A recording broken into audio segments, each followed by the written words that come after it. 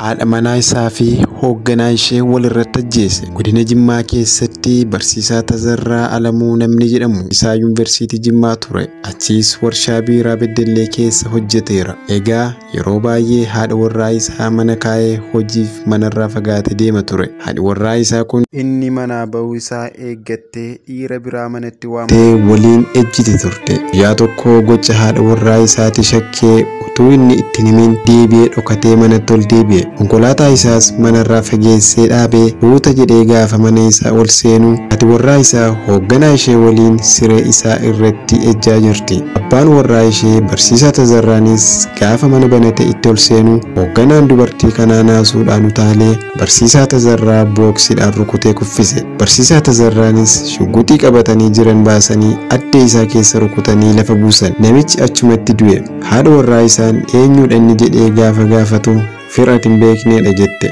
Erga firatee immoo maaf na rukuta jennaan waa'ee isaa dhiphachuu dhiiftee waa'ee hoogganaa ishee rukutamee du'eetu ishee dhibe. Abbaan warraa ishees gocha isheetti baay'ee waan aareef ishee achumatti shugguxiin adda isheerra rukutee lafa buuse.